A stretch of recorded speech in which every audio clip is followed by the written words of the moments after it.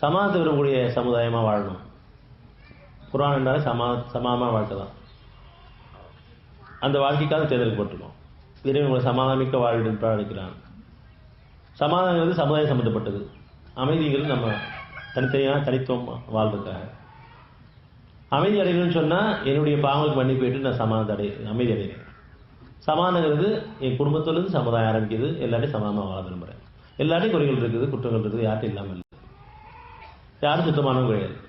இது புண்ணியத்தை சம்பாதிக்கிறதுக்கு ஒரு அழகான வாய்ப்பு அமைச்சிருக்கேன். நீங்கள் குணங்களை செலவு பண்ணுங்க, பொறுத்து செலுத்தி மன்னிச்சு பண்ணுங்க, சமாதானத்தில் இறக்கப்படுங்க. நிறைய குறைகளுக்காக நிறைவேற்றிடுங்க. ஒருத்தருடைய குறைகளுக்காக ஒருத்தர் இருக்குது. கரண்டையும் பிரச்சனை இருக்குது, மனைவிட்டையும் பிரச்சனை இருக்குது, பெற்றவட்டையும் பிரச்சனை இருக்குது, பிள்ளைகிட்டையும் பிரச்சனை இருக்குது, சகோதரர்கிட்டையும் பிரச்சனை இருக்குது. யார்ட்டையும் பிரச்சனை இல்லாமல் இல்லை, யார்ட்டையும் குறை இல்லாமல் இல்லை. ஆனால் நமக்கு ஒரு அழகான வாய்ப்பு. அதை பொறுத்துக்கணுமே, சகிச்சுக்கணுமே, மன்னிக்கணுமே, இறக்கப்படணுமே, அவங்களுடைய குறைகளை நிறைவேற்றணுமே, சமாதானத்தை பெறணுமே. இவ்வளோதான் நம்ம சொல்வதெல்லாம். சரி, இந்த அளவில் கூட நம்ம முடியலனா கூட இதுவே பலகீனமாக இருக்கிறேனே, என் மனசு இன்னும் அலக்கழிக்குது, அலப்பாயுது, கோவப்படுது, அவங்க மேலே ஆதங்கப்படுது, மன்னிச்சு சமாதானத்தை கொடுக்கணும், மன்னிக்கக்கூடிய மனசை கொடுன்னு கேட்டால் போதும்.